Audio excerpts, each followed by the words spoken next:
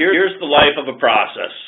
Over on the right, we're running in user mode, we're running in system mode, we're runnable, or we're sleeping. Okay, and sleeping could be in a non-interruptible D state as well. Over here, we can also have a state of a Z for zombie, or there is the ability to have a T state, which is kind of like a sleeping. It's a trace state, but it's also the pause state. So I start off with my parent process, let's just say it's bash, and then I type in an ls command. So the bash is going to fork off a child and then go to sleep with a wait if there is no ampersand sign, but if there is an ampersand sign, then there's no wait. So a fork, or a clone for that matter, is the way that we create a process or a thread.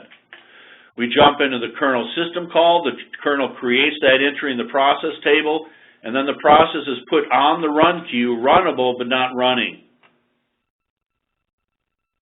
So at some point the kernel says, okay, you're entitled to the CPU, so we context switch and put the process on the CPU. Now the first thing the process has to do is take a TLB miss to be able to find an address, more than likely. Executable binary address, if anything. Software interrupts are known as exceptions. So the most common one is a TLB miss, a page fault. So a page fault results me going into the kernel, looking in the page table, finding the address, putting it into the TLB buffer, and then reconnecting the process through a hot path. A process will not lose the CPU on a TLB miss. We don't want to load the TLB and then never give the CPU back to that process. So TLB misses will never result in a context switch, and we will have a hot path going back there. I should say a minor page fault. If I did take a TLB miss and the page was out on swap or had to be allocated, that could result in a sleep. So if I did take a TLB miss and had to wait for the page to come in from disk, then that process is going to be put to sleep, what we call a blocked process, on some sort of sleep lock. Now, when we were using perf earlier today, those were spin locks. And we saw that IRQ spin locks. These are sleep locks. How do we look at a sleep lock? Crash.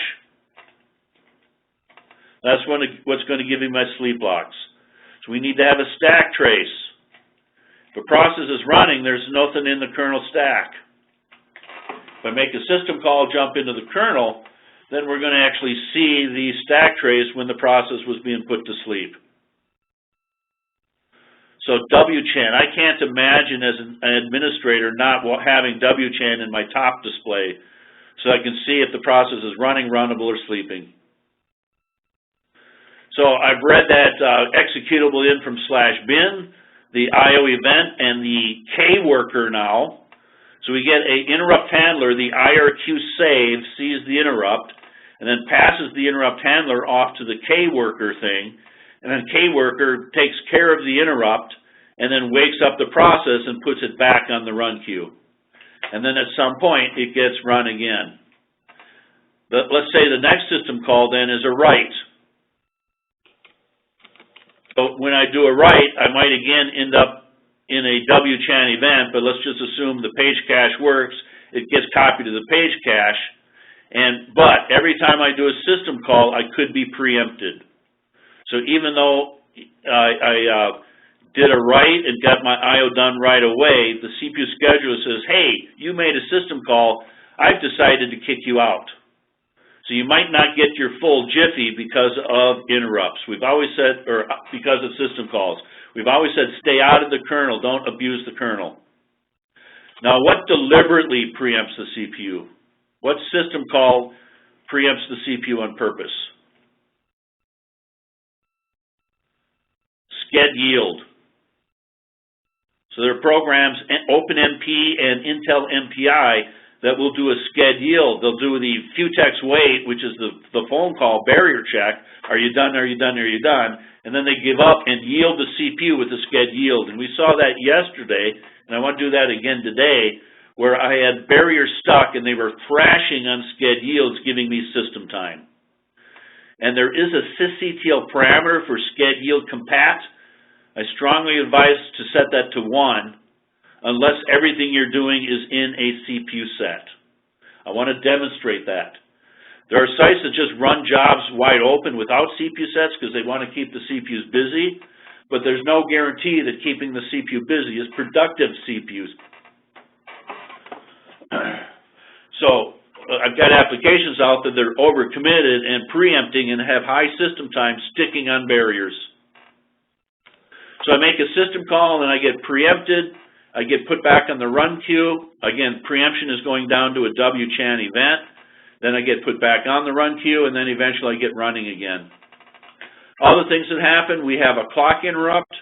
Again, one of the clock interrupts, the minor clock tick, also called a jiffy, and we can also have IO interrupts. Again, these are tracked with instats, and we have the IRQ save, and it's on a per CPU basis that you can see that stuff.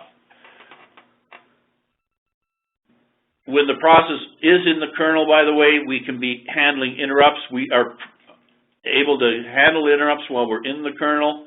And then when the process is either done, it's killed, it's segfaulted, or it's exited, then the process goes away and it becomes a zombie, or what we also call the defunct process. Now, basically, a zombie or defunct process has given up all the user memory space, but the process table entries are still not there. I'm sorry, process table entries are still there. So we still have structures in the kernel describing this process even though it's given up its memory.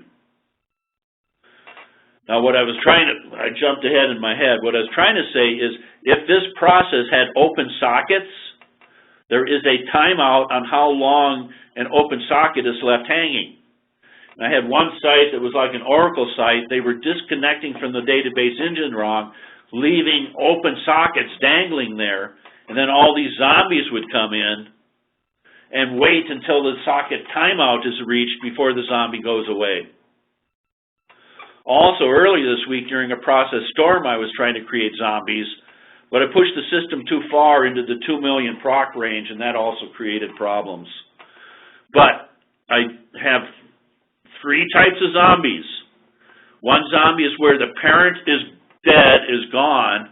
When the child terminates, the parent is what gets the bill. All the accounting and stuff goes back to the parent. But if the parent isn't there, if the parent got killed, the grandparent of everybody in it inherits the child process that has died, and the zombie will not go away until a reboot.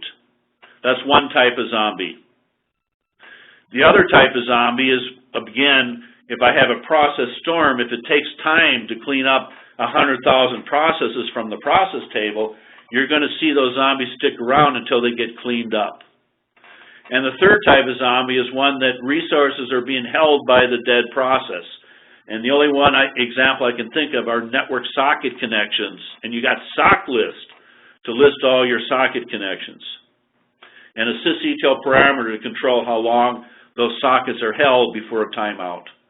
This particular site had performance problems, not necessarily from the fact that they had a lot of zombies, but because of the socket connection problems that they were creating and hitting a limit to the maximum number of sockets that can be held.